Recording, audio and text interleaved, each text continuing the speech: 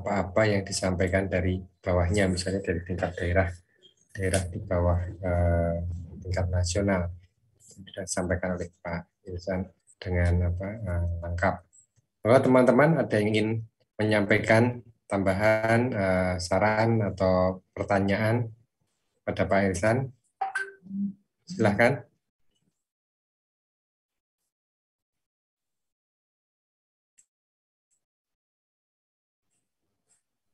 Cukup jelas kira-kira teman-teman?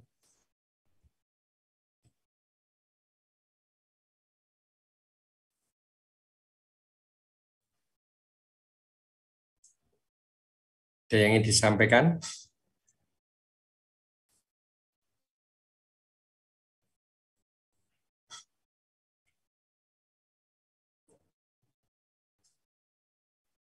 Silakan, silakan.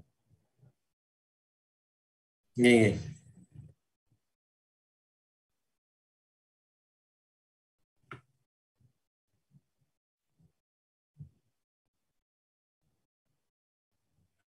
Ini.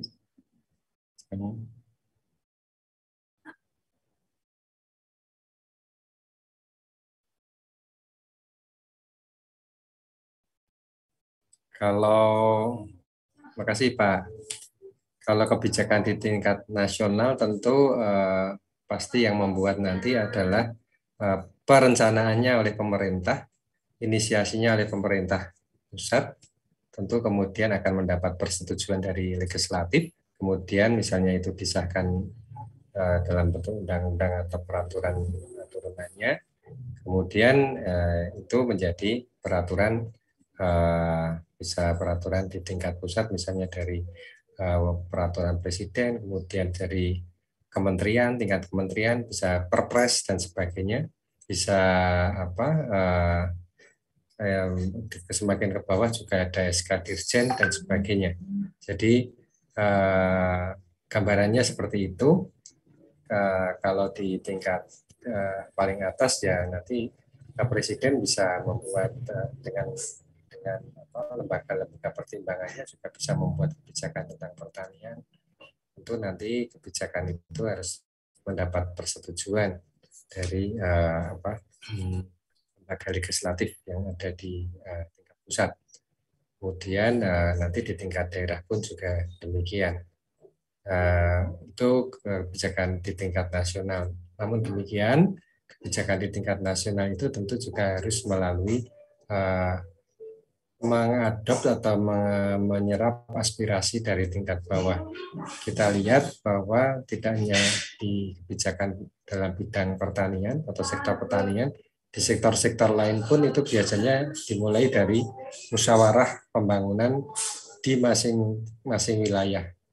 Dari musrenbang tingkat RT RW, kemudian musrenbang tingkat dusun atau pedukuhan, kemudian tingkat desa, kemudian tingkat kecamatan, musrenbang kecamatan, musrenbang tingkat kabupaten, provinsi, dan di bawah ke atas. Seperti itu kira-kira Pak Ilsan gambarannya.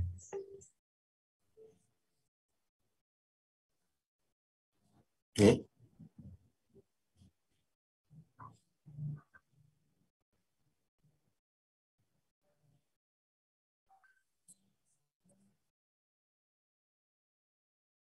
Oh iya, iya ada Pak.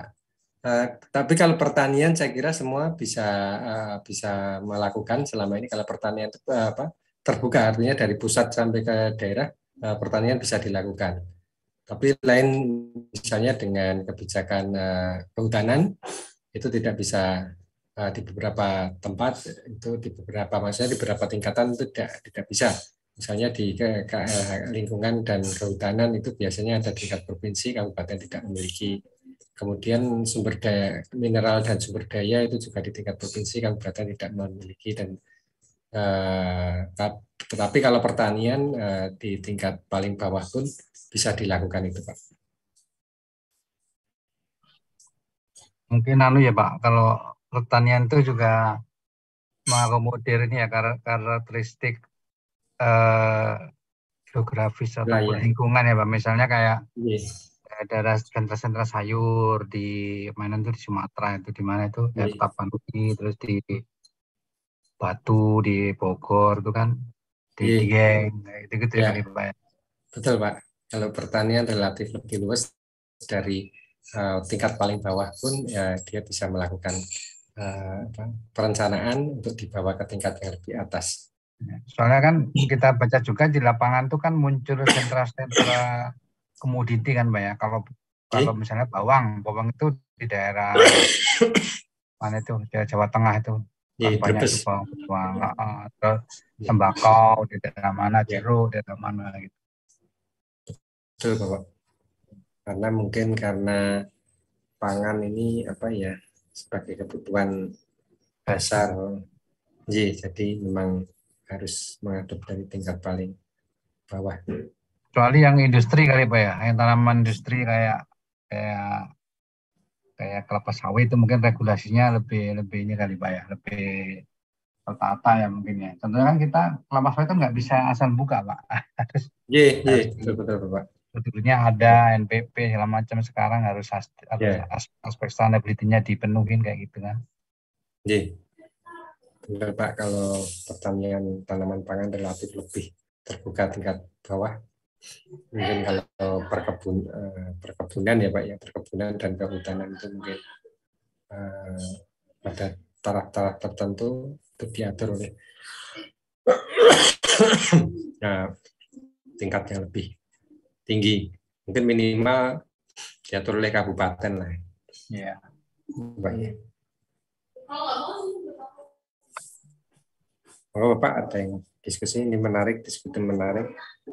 Tapi apapun seperti yang disampaikan Pak Ihsan tadi, sekompleks apapun seluas apapun negara, sebanyak apapun penduduknya, perencanaan pembangunan tingkat nasional harus dilakukan karena itu tadi. Karena memang ya dengan perencanaan itu kalau di ilmu ekonomi itu kan sumber daya itu semuanya terbatas. Tetapi kebutuhan dan keinginan manusia itu yang tidak terbatas. Jadi untuk mengalokasikan sumber daya yang terbatas di dalam setiap kegiatan apapun, utamanya pembangunan, itu diperlukan perencanaan yang matang. Kalau perencanaannya matang, ya itu akan menjamin stabilnya kegiatan roda pembangunan. Karena seperti yang disampaikan di akhir tadi, pembangunan ini selalu menghadapi siklus konjunktur. Konjunktur itu kan sebuah ketidakpastian. Kadang juga terjadi secara ekonomi, misalnya inflasi, kemudian juga ada gejolak-gejolak politik. Kalau di politik, kemudian di keamanan juga gejolak keamanan itu yang memicu resesi dunia itu yang sering kita sebut dengan siklus konjunktur itu ya, perubahan akibat ketidakmenentuan situasi dan kondisi baik itu politik, ekonomi, sosial, dan keamanan.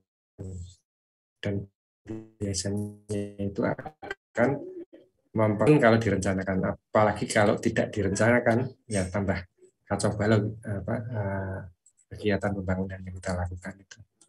Kira-kira demikian. Ada lagi Bapak-Bapak yang ingin didiskusikan? Kalau tidak ada, mungkin Bapak-Bapak yang lain mungkin tidak apa-apa dengan makalah yang tanpa PowerPoint juga bisa disampaikan Pak.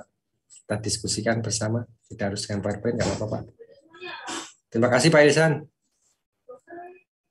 Saya kira menarik ini. Nanti bisa dikirim ke kami atau dikumpulkan lewat Pak Yukananda, nanti kemudian bisa dikirim ke saya. Monggo Pak Yukananda atau Pak Rudi kira-kira akan menampilkan topik yang apa? Pak Yoga Pak tadi Pak, sudah siap kayaknya Pak Yoga. Silakan Pak Yoga, apa-apa Pak Yoga dengan makalah tulis dengan Word nggak apa-apa, tapi bisa poin-poinnya disampaikan untuk kita diskusikan bersama. Coba Pak. Siap, monggo Pak. Silakan Pak. Pak ya.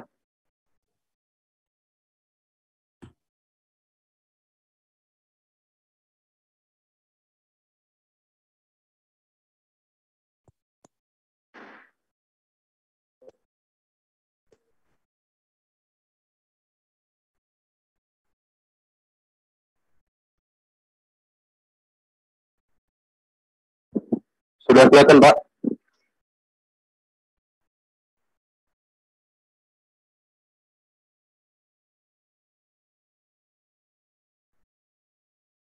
Masih mutar Pak. Sudah kelihatan Pak. Sudah. Kelihatan Pak ya? Sudah. Baik Pak, izin saya off-kan kamera Pak. Baik, Assalamualaikum warahmatullahi wabarakatuh.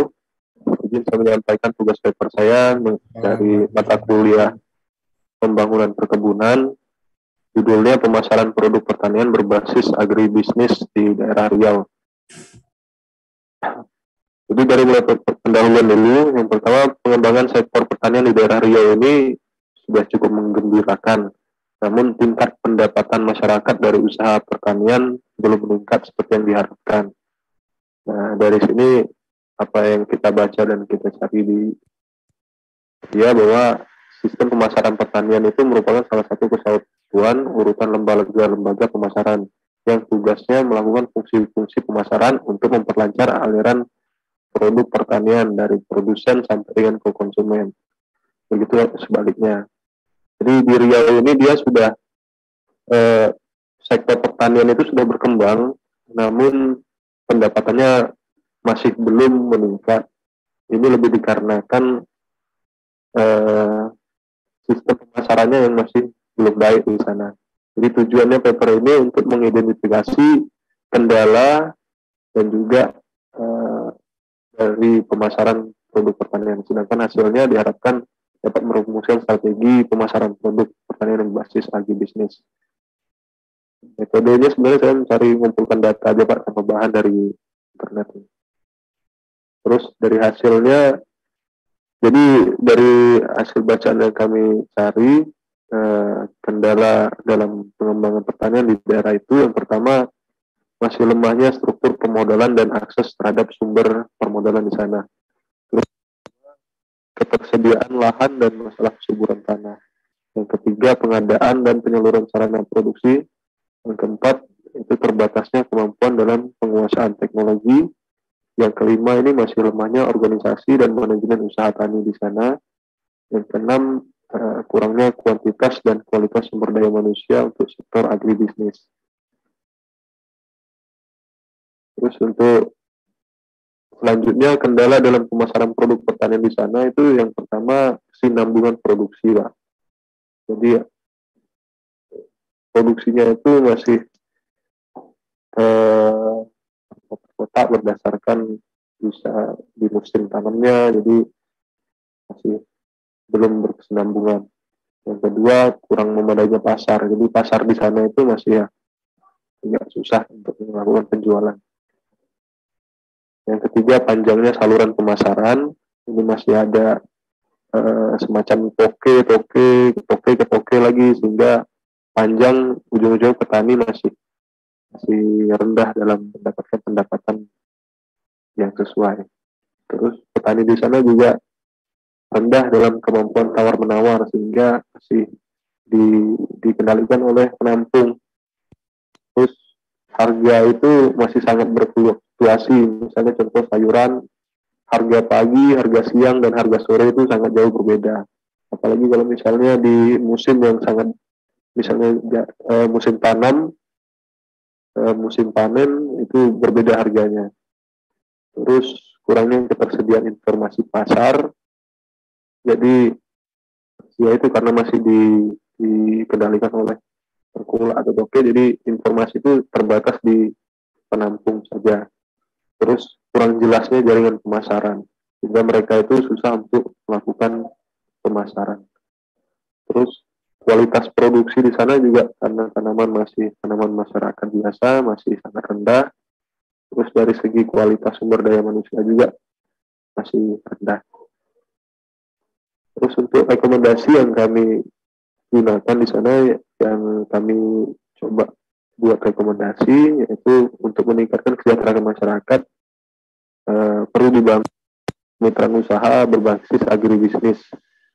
Ya sama seperti di perkebunan sawit, mungkin dibuat semacam koperasi sehingga alur itu fokus kepada titik koperasi dan langsung kepada pabrik misalnya atau ke jual. Jadi ada koperasi yang bisa menunjang untuk pemasaran. Terus koperasi berbasis agribisnis juga menunjang berkembangnya sistem agribisnis, misalnya perdagangan, produksi pertanian, kegiatan usaha tani, pengolahan hasil pertanian, jasa layanan pendukung, juga sebagai penyedia informasi pasar bagi anggota. Dan juga dengan adanya koperasi diharapkan sistem kerjasama antara petani dan juga pembeli bisa langsung terjadi tanpa ada rantai pasok yang terlalu panjang. Mungkin dari saya ini dulu Pak, karena saya coba tadi buatkan presentasinya, mungkin ada masukan dari Bapak dan teman-teman yang lain, persilahkan Pak.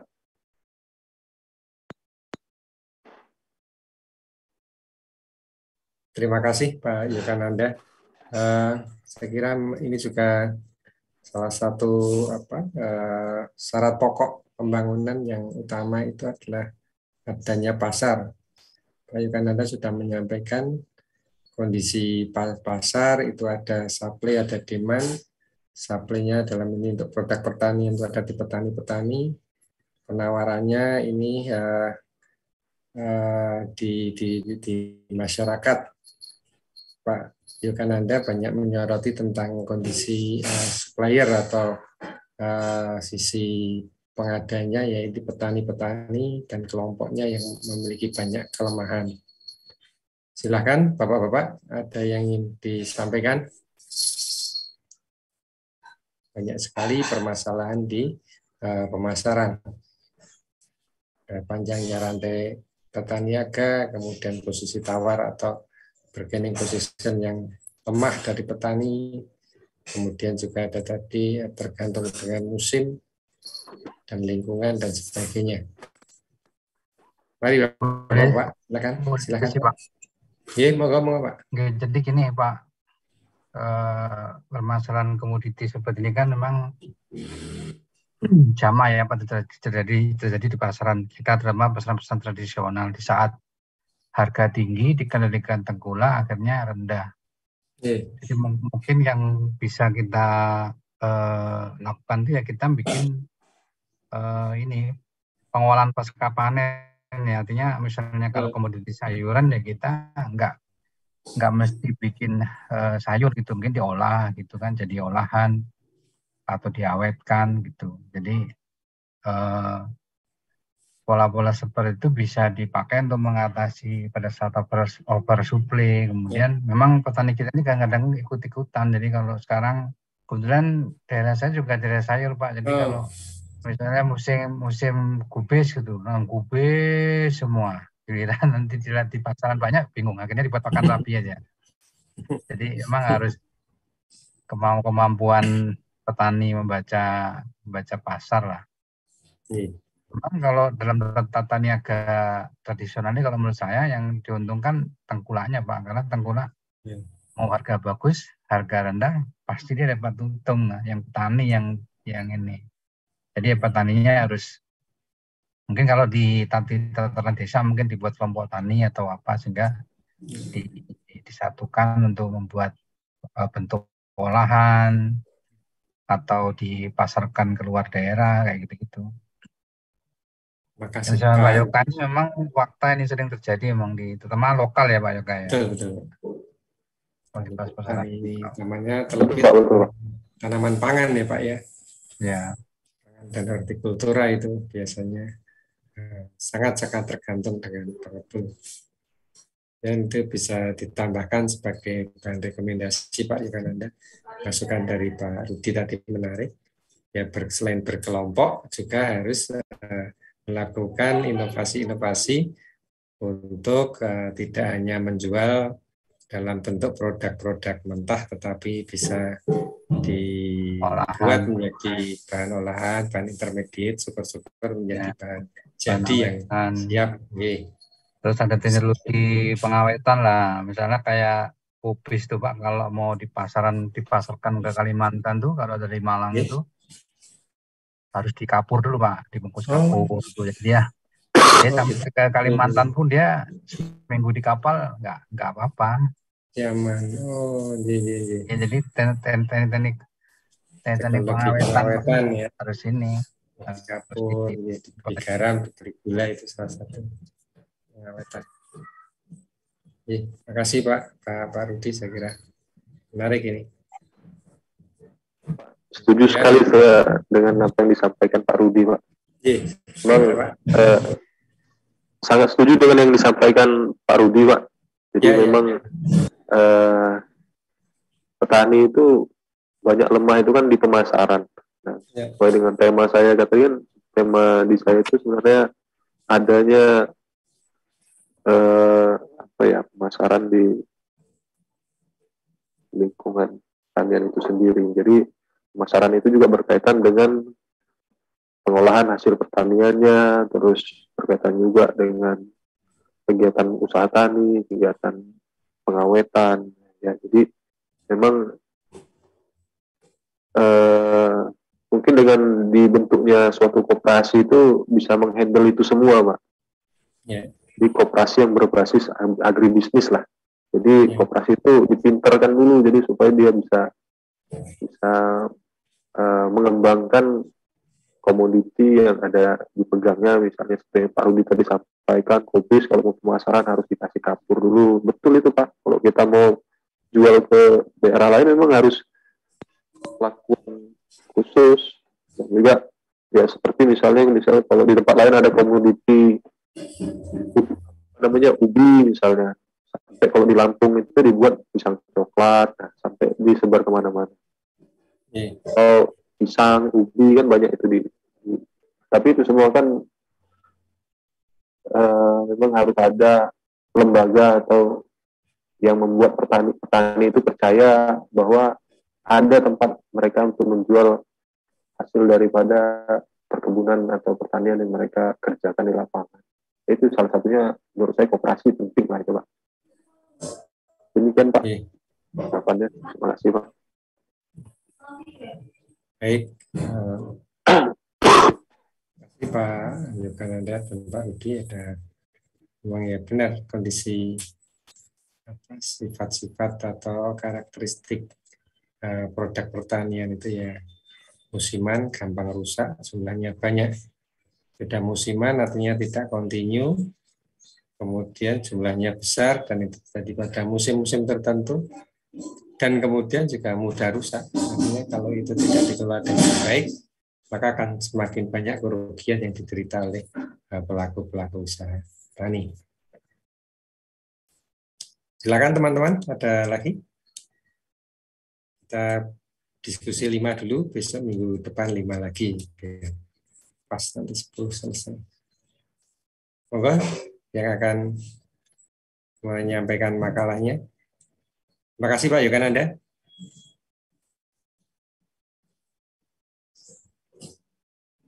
Selanjutnya siapa? Pak Rudi atau Pak Aditya? Yang topik-topik Pak Senop, Pak Andri atau Pak Crosby? Izin Pak, saya Pak. Pak Aditya ya? Iya Pak. Ya, monggo Pak Aditya. Silakan Pak Aditya. Pak Yoga di stop dulu. Di stop dulu ya, gantian. Baik Pak, saya itu dapat tentang syarat-syarat pembangunan dalam pertanian Pak. Jadi yang di teknologi yang senantiasa berkembang. Yang teknologi. Jadi saya mencontohkan yang di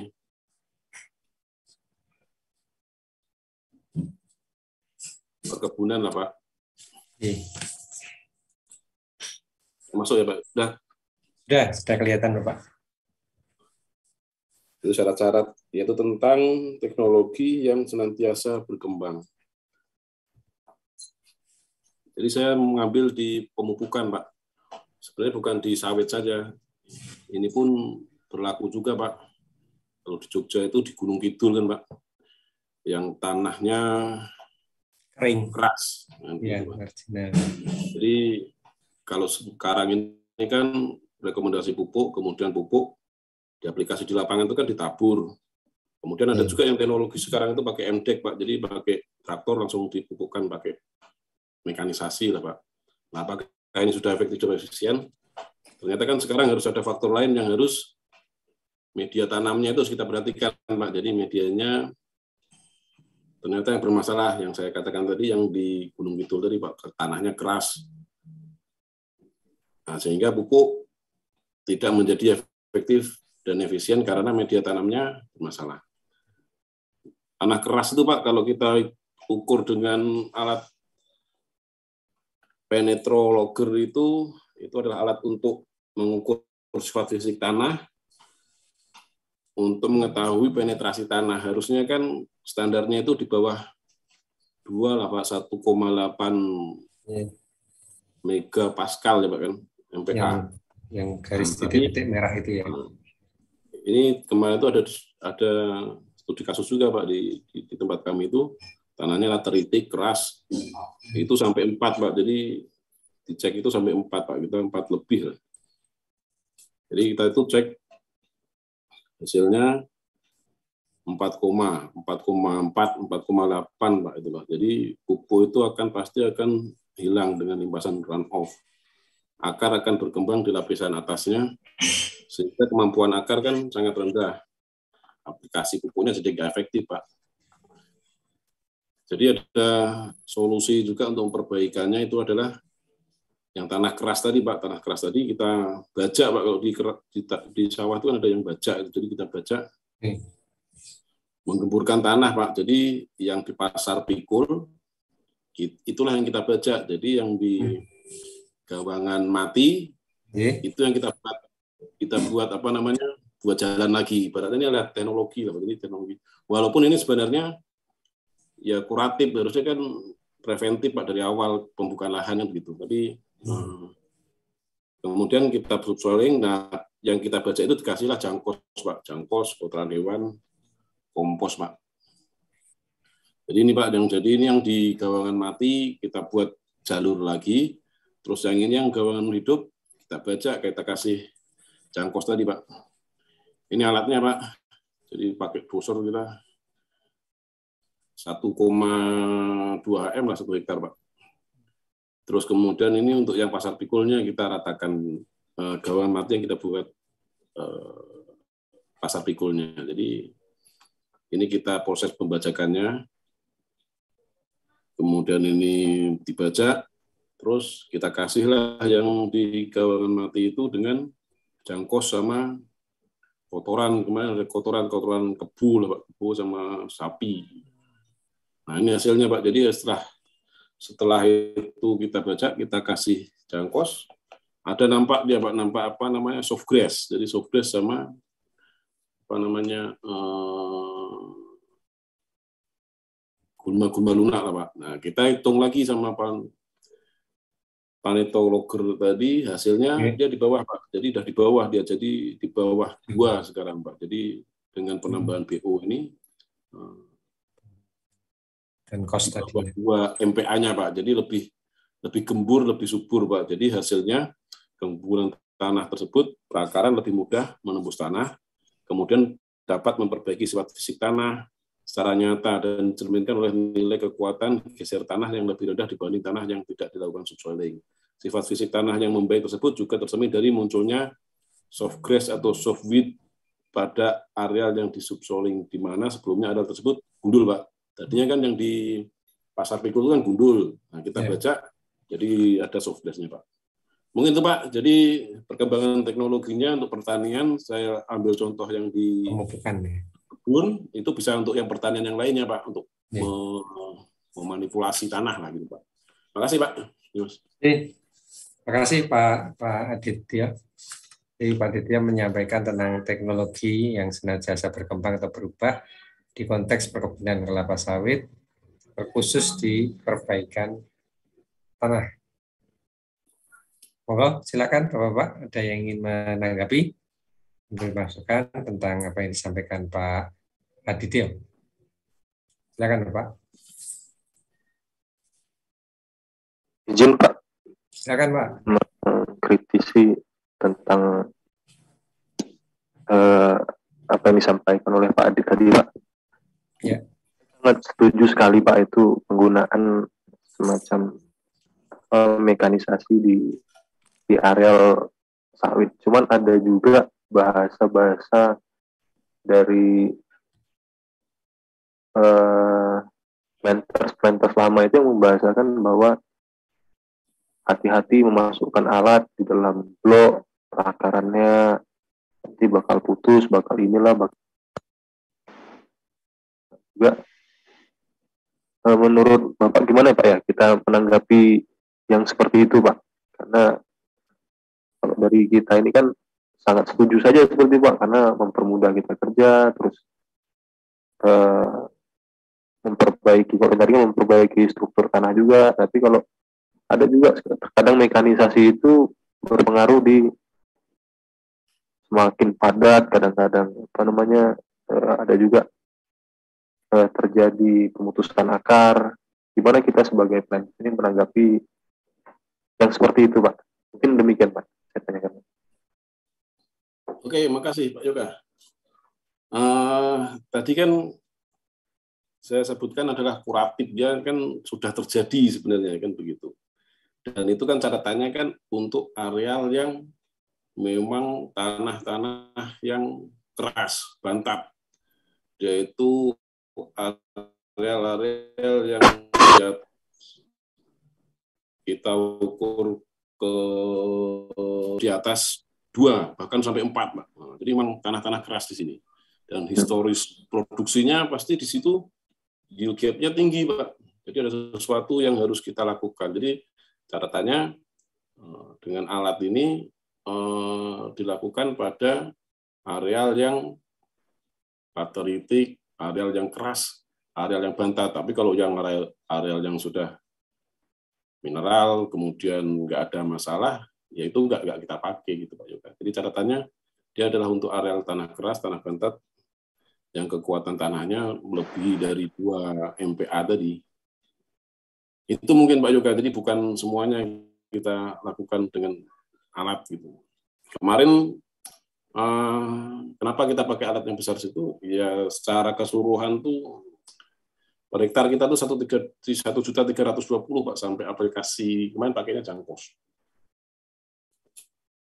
Itu sih Pak Yoga, mungkin ada masukan dari Pak Dimas, Pak. Pak Dit, makasih Pak Dit.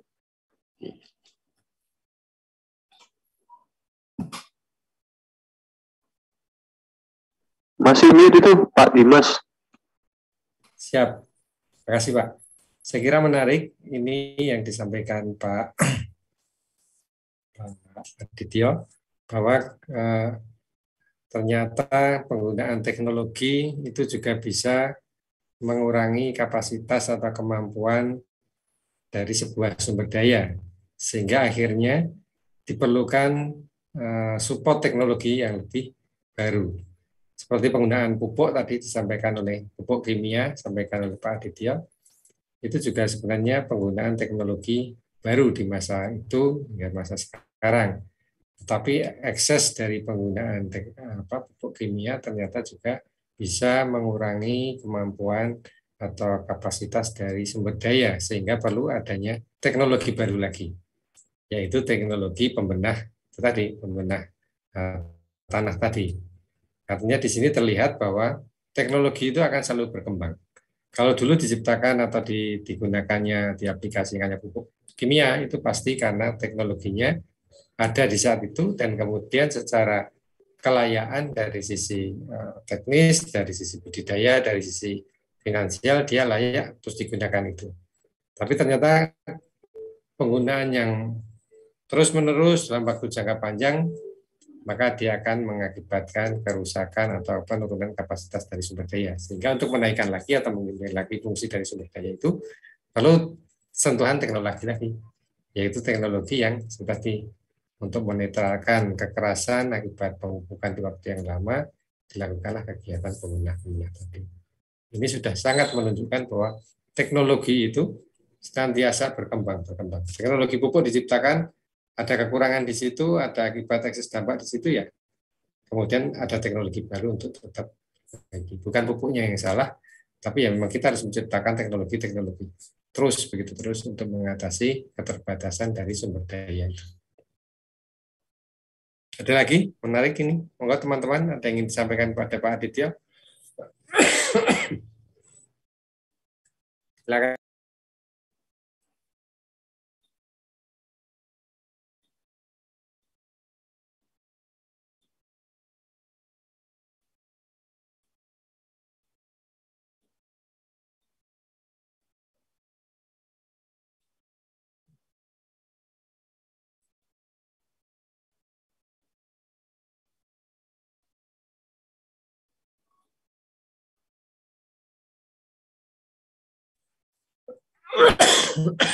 Pak Crosby mungkin ingin menanggapi. Pak Marwan, Pak Andri.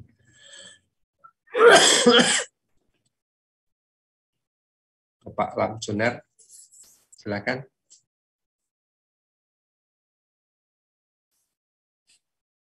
Kajian-kajian yang disampaikan teman-teman ini juga nanti akan menarik sebagai bahan-bahan alternatif proposal tesis teman-teman tertarik itu juga nanti bisa diperdalam lagi dari setiap hasil kajian-kajian yang sederhana seperti ini ditindaklanjuti menjadi sebuah kelayaan dari proposal sebuah tesis.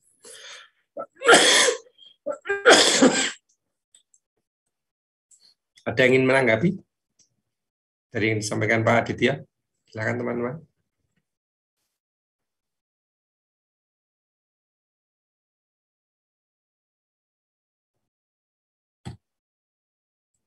Kalau tidak ada, kita lanjutkan ke selanjutnya. Siapa yang akan presentasi? Pak Senop atau Pak? Siapa Pak? Pak Crosby, silakan Pak Crosby. Ya,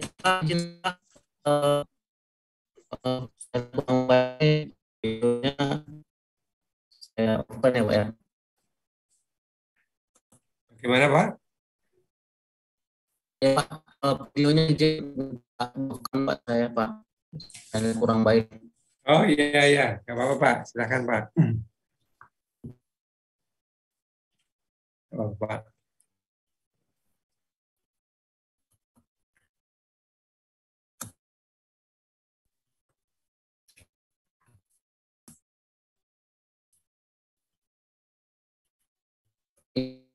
Siapa?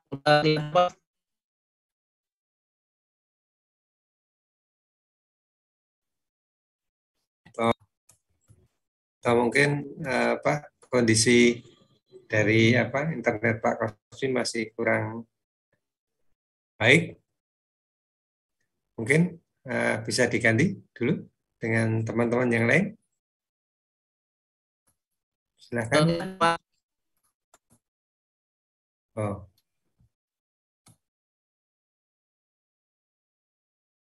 Oh ini Crosby baru menampilkan. Masih loading Pak Crosby. Iya, masih.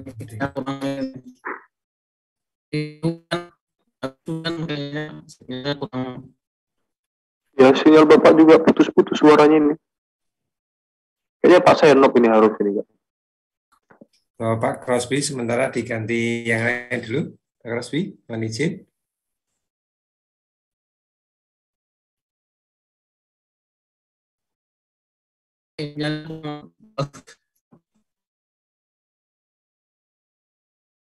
Mungkin bisa digantikan teman yang lain dulu Pak Crosby. Besok bisa dicari sinyal yang lebih cukup. Pak Senop mungkin atau Pak Marwan?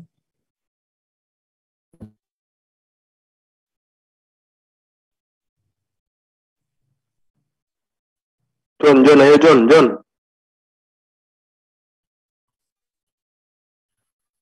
Silakan Pak, Bapak Andri, Bapak Lamjunar.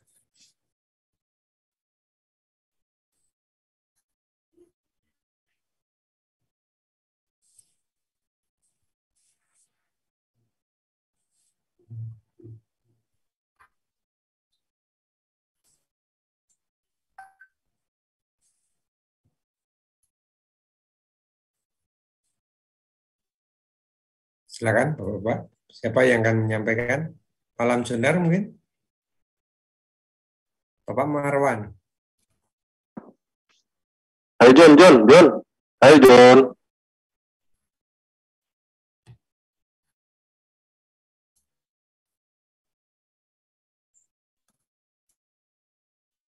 Silakan Bapak. Pak Rusdi masih berusaha nih. Cari sinyal dulu. Silakan ya Bapak. Kirim ke Pak Yoka aja, biar dibuka sama Pak Yoka.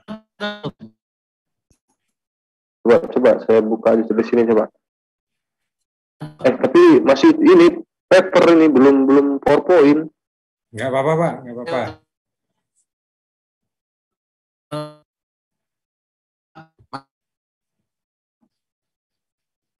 Pak Gap, coba aku buka paper Bapak aja ya.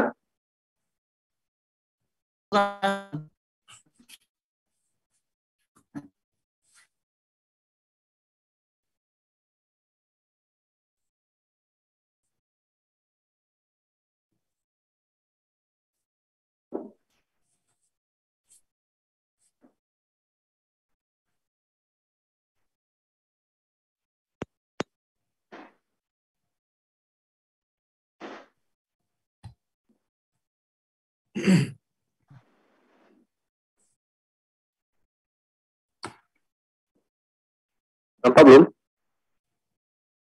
Pak Gap. Tes 1, 2.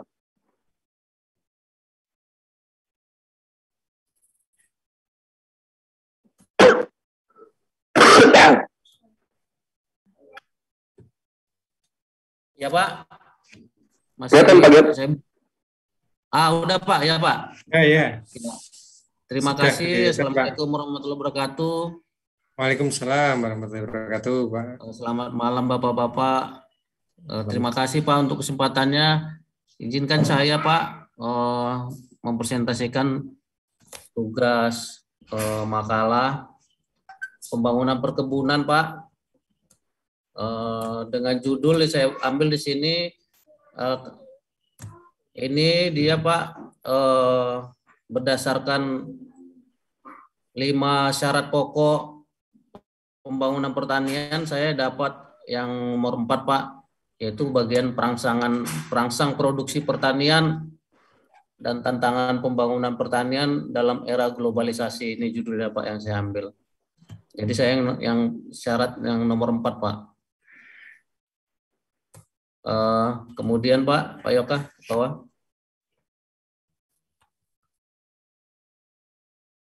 Ke bawah Pak. Ya ini Pak latar belakangnya. Salah satu pembangunan pertanian. Ya stop Pak. Salah satu bagian dari pembangunan pertanian kita tahu sama-sama adalah 5 syarat pokok itu Pak. Yang pertama pasaran untuk hasil tani, teknologi yang selalu berubah, tersedianya sarana. Nah ini yang nomor 4 perangsang produksi bagi pertanian dan pengangkutan. Nah yang saya mau bahas di sini perangsang produksi pertanian dan tantangan ke depannya Pak. Next, bawa Pak.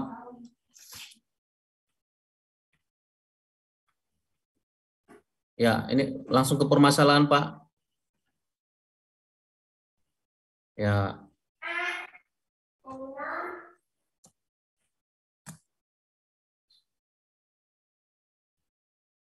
Baik Pak, pembahasan langsung Pak Yoka pembahasan ini di sini Pak.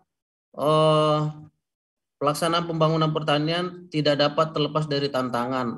Untuk itu perlu konsisten dari para pelaku pembangunan untuk terus berupaya mencapai tujuan pembangunan pertanian guna mewujudkan harapan petani dalam pembangunan pertanian, yaitu mencapai kesejahteraan bagi keluarganya. Jadi di sini peran dari pelaku pembangunan, ya dalam hal ini pemerintah sangat penting Pak dalam kebijakan untuk meningkatkan rangsangan pada petani agar lebih giat bekerja, akan lebih pasti dalam usaha untuk meningkatkan produksi. Jadi dampaknya kebijakan atau rangsangan yang dibuat pemerintah tadi diharapkan bisa meningkatkan produksi pertanian dan perekonomian di Indonesia, Pak. Nah ini Pak, secara teori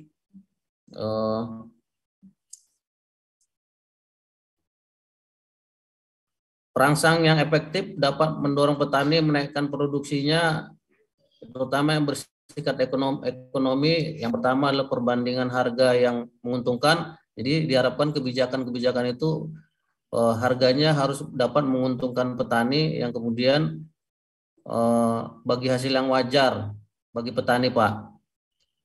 Langsung ke halaman 9, Pak Yoka.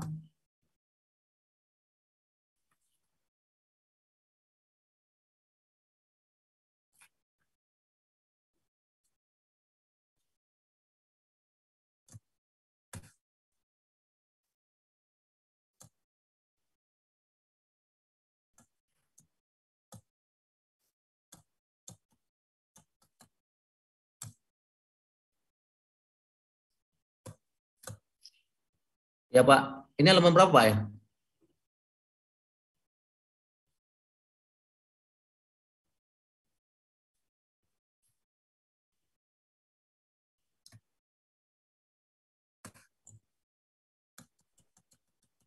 Ini 9 Pak. Ya bentar Pak ya.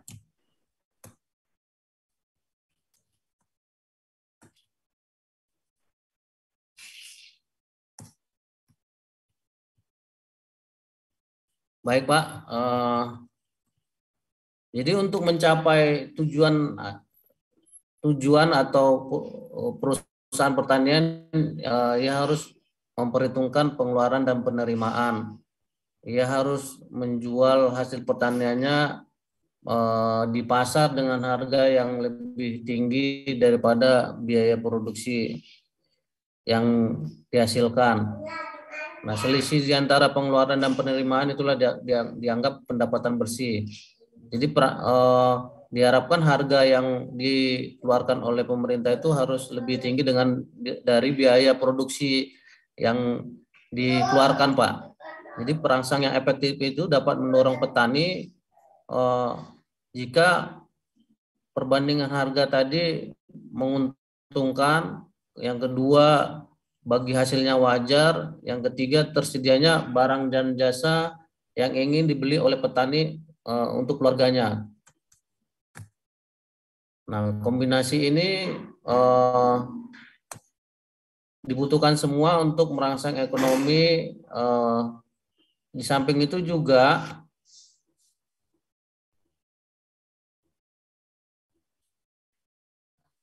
contohnya Pak, di sini saya ambil adalah harga jagung. Harga jagung saat ini sangat kompetitif sekali, sehingga petani jagung sangat diuntungkan dengan harga saat ini, dan dibandingkan dengan biaya produksinya dia masih menguntungkan. Jadi pemerintah dalam hal ini bisa menjaga harga komoditas-komoditas bahan pokok, contohnya jagung, Pak. Mungkin itu Pak yang bisa saya sampaikan sedikit, Pak. Mohon maaf, ini saya belum bisa presentasinya, jadi kurang jelas, Pak. Tapi ini makalah ini cukup menarik, saya ambil dari jurnal, Pak, yang saya ringkas dari jurnal. Pada intinya kebijakan-kebijakan yang dibuat pemerintah itu harus menguntungkan petani.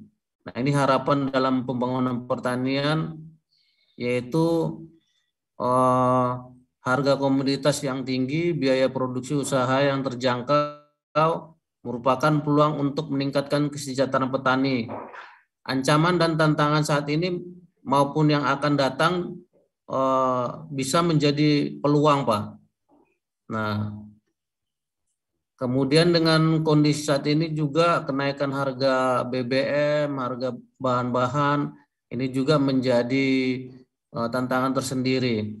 Jadi kesimpulannya, Pak, satu, kebijakan harga pada umumnya yang menjamin stabilitas harga-harga hasil pertanian merupakan contoh yang dapat meningkatkan rangsangan bagi petani untuk bekerja lebih giat, dan mereka akan lebih pasti dalam usaha dan peningkatan usahanya. Yang kedua, konsisten dalam pelaksanaan pembangunan pertanian cenderung melemah, menjauhi pemenuhan persyaratan pokok dan pelancar pembangunan pertanian. Ketiga, harapan petani belum sepenuhnya terwujud, kendati pun demikian kita harus melaksanakan pembangunan pertanian. Demikian, Pak, ulasan singkat makalah dari saya. Mohon masukan Pak Dimas, Bapak-bapak sekalian. Terima kasih. Selamat malam, Pak. Selamat malam, Pak Rosbi. Silakan Bapak-bapak. Ini Pak Rosbi menampilkan tentang faktor perangsang dari produksi pertanian. Menarik ini bahwa Pak Sobri menyoroti tentang harga, bahwa harga itu merupakan ya faktor penarik atau pemotivasi atau perangsang. Harga yang diterima petani itu minimal harus memberikan rasa adil di mana harga itu minimal harus bisa memberi kompensasi dari biaya-biaya yang sudah dikeluarkan oleh petani, baik biaya eksplisit maupun biaya implisit. Kelebihannya kalau itu ada, akan lebih baik, itu bisa digunakan untuk tabungan, untuk investasi dan sebagainya. Silakan Bapak-bapak, ada yang akan mengkritisi dari naskah atau makalah Pak Rosbi. Monggo silakan Pak. Saya menambahkan aja Pak, izin Pak. Silakan Pak. Iya Pak. Saya pikir ini nyambung sama makalah saya tadi Pak. Ya. Salah satu perangsang produksi pertanian itu yang pertama memang harga Pak ya. Yeah. Bapak tadi cerita jagung ya, kebetulan saya juga lagi nanam jagung juga Pak. Karena kenapa? Karena harganya memang lagi stabil dan lagi baik. Nah, memang mungkin salah satu tambahannya adalah adanya pemasarannya juga mungkin Pak, gitu Pak, nyambung sama makalah saya tadi. Harganya baik, cuman pemasarannya susah kan, kita harus sana sini kan juga jadi susah juga. Mungkin itu Pak tambahannya Pak. Jadi selain harga mungkin adanya pemasaran yang gampang dan mudah ya, gitu. Mungkin itu Pak. Nyambung sama yang makalah saya tadi. Terima kasih Pak Dimas, Pak Rosbi. Terima kasih Pak. Ya. Saya juga tadi menyampaikan bahwa selain perangsang juga ada tersedianya pasar, itu juga akan menarik. Memang benar, cuman untuk kasus ini Pak Rosbi ini masih menyoroti atau memberikan tentang perangsang produksi. Jadi memang pasar itu juga menjadi perangsang, betul? Karena ketika pasar itu terbentuk atau terjadi, maka literasi transaksi itu akan terjadi, literasi dan transaksi harga itu akan terjadi, maka disitulah akan kita melihat bahwa apakah harga itu berpihak ke salah satu pelaku pasar atau sudah fair. Artinya itu bisa memberikan rasa fair bagi konsumen maupun produsen, dalam hal ini petani. Makasih Pak Yogananda.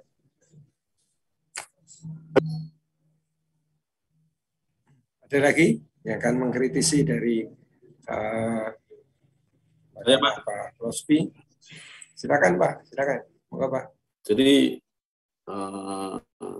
kalau dari hasil dari makalahnya Pak Rosbi tadi kan tangannya itu dari harga, berarti kan begitu. Petani itu perangsang itu untuk harganya. Kalau saya sebaliknya Pak, Justru malah harusnya itu terangsangnya itu bagaimana kita itu produksinya itu harusnya tinggi dulu kan begitu. Mungkin Pak Dimas.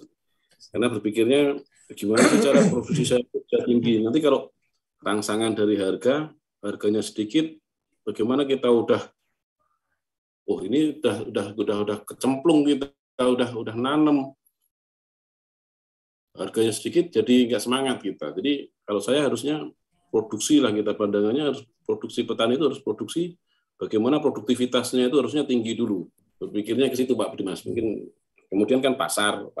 Yeah. Tapi saya cenderung ke produksi bagaimana. Kaitannya dengan tadi saya yang teknologi tadi, kalau kita ini memodif lagi teknologi, pastilah produksinya akan lebih tinggi dulu. Mungkin dari situ yang lebih besar dari mana Pak Dimas? Apakah kita harus mindset-nya ke produksinya tinggi dulu, atau lihat harganya dulu, atau langsung lihat pasarnya dulu, kan begitu Pak? Itu aja sih Pak Dimas, makasih Pak. Terima kasih Pak. Jadi memang benar kita harus menempatkan perangsang ini sebagai faktor pendukung atau faktor syarat pelancar. Artinya apa yang disampaikan Pak Kosbi ini memang dia lebih sekunder. Seperti yang disampaikan Pak Yuka dan Pak Aditya tadi, itu memang syarat pokok. Jadi kalau pasar itu memang syarat pokok, jadi memang penempatannya memang itu wajib ada. Kemudian tadi teknologi itu juga syarat pokok, itu wajib ada. Nah kalau yang tempatnya Pak Kosbi ini memang Pak Kosbi menyoroti ya, harga itu adalah petani itu kan sifatnya price taker, bukan price maker. Dia hanya penerima harga. Dia tidak bisa mengotak-atik harga itu diterima dan diperoleh dari transaksi pasar. Nah, Pak Kosbi menyoroti bahwa karena ini syarat pendukung, maka harga ini seharusnya bisa mencerminkan atau memberi kompensasi dari apa yang dikeluarkan atau sudah dikorbankan oleh petani. Itu saja dulu. Artinya memang kalau yang disampaikan Pak Adit dan Pak Yuka tadi memang pasar dan teknologi itu wajib. Sehingga tadi Pak Yuka dan Pak Adit mengatakan bahwa harga itu ya nanti belakangan. Ya memang betul seperti yang dikatakan Pak Kosbi ini muncul karena dia sebagai syarat pelancar, bukan syarat pokok. Jadi ini tidak ada miss, sudah benar Pak Kosbi menempatkan harga ini sebagai syarat pelancar. Memang yang paling pokok ya tadi itu, seperti yang teknologi, tempatnya Pak Yuka dan Pak Adit tentang pasar itu. Karena itu nanti selanjutnya akan menjadi menentukan harga atau ya apapun itu, harga itu hanya akan diterima oleh petani. Tapi meskipun demikian, kalau produksinya bagus, pasarnya ada, petani akan tertarik. Teknologi berkembang, petani akan tertarik untuk menanam, akan tertarik untuk meningkatkan produktivitasnya. Baru nanti harga itu akan diterima oleh petani yang dia sebagai harga itu adalah faktor eksternal, tidak bisa diotak-atik oleh petani.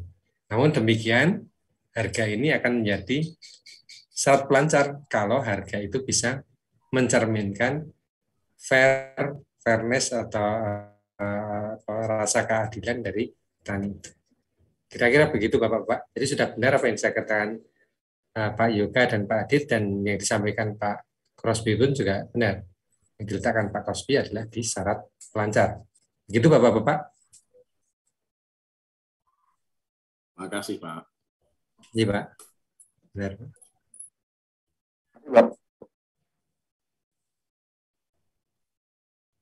Ada lagi. Kita ini jumlahnya berapa ya Pak ya? 9 atau 10 nih? 10 Pak. Yang aktif ya. 10 Pak. 10 ya aktif ya. Nah, berarti ya, mungkin satu lagi. 11. Oh, ada yang. Ya. Oke. Siap Bapak. Satu lagi Bapak. Supaya 5, besok minggu depan 5 lagi. Siapa yang akan menyampaikan? Yang terakhir ini. Pak Andri kayaknya, Pak Andri. Mana Pak Andri? Pak Andi. Monggo, silakan Pak Andi. Pak Kosbi mungkin bisa ditutup dulu. Ya, terima kasih Pak Dimas, Pak Yoka. Terima kasih sekali Pak Kosbi. Monggo Pak Andri.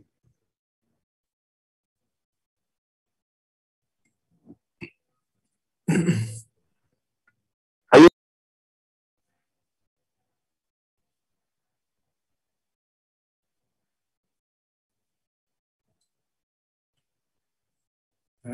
Andri. John, ayo John. Pak Senop, Pak Marwan, Malam Junior mungkin. Oh iya, Pak Sat. Yang lain aja dulu ya. Bapak Budi. Lupa lah. Oh, silakan. Ketendang terus ini Pak. Aku udah berat 3 kali 4 kali Pak. Saya Pak belum pasti lokasi ini. Masih hilang-hilang ya Pak ya. Memang main bola, main tendang-tendangan. Siap Pak. Pak Marwan, ayo Pak Marwan. Pak Marwan monggo silakan. Belum selesai Pak, belum selesai tugasnya, belum sempurna. Siapa? Gak usah menunggu sempurna lah.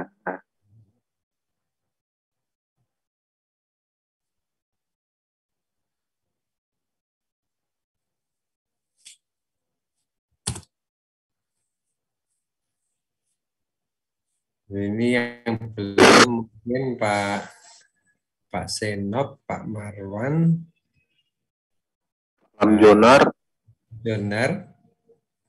Pak Andi, Pak Andriyadi, Pak Yadi, Yadi Agusna. Oh, silakan Bapak-Bapak. Atau yang 6 kita tunggu minggu depan? Pak, minggu depan aja Pak. Ya, belum ada yang. Belum ada ya. Baik Pak, minggu depan Pak. Minggu depan ya Bapak-Bapak. Pak Di, Pak Senop, Pak Marwan, Pak Andriyadi, Siap Pak, iya Pak. Pak Lamjunar, minggu depan kita tunggu untuk menyampaikan paparan makalahnya. Kita selesaikan minggu depan supaya nanti Pak semua bisa menampilkan, bisa mempresentasikan sebelum kita melakukan ujian tengah semester. Kira-kira begitu Bapak? Jadi yang 6 besok minggu depan Bapak? Begitu siap ya, Pak, siap minggu depan Pak, ya Pak. Siap, saya kira itu mudah-mudahan minggu depan lagi kita bisa bertemu, sinyal lancar semua sehingga kita bisa presentasi bisa maksimal seperti lebih baik daripada malam hari ini. Kira-kira itu Bapak, saya cukupkan sekian diskusi pada malam hari ini. Minggu depan kita insya Allah bertemu pada waktu yang sama. Saya akhiri. Terima kasih. Assalamualaikum warahmatullahi wabarakatuh. Salam sehat selalu. Selamat malam. Selamat beristirahat dan selamat Waalaikumsalam warahmatullahi wabarakatuh. Assalamualaikum warahmatullahi wabarakatuh. Selamat malam, Pak. Sehat selalu untuk Bapak dan keluarga. Sehat selalu. Amin, amin. Terima kasih Bapak.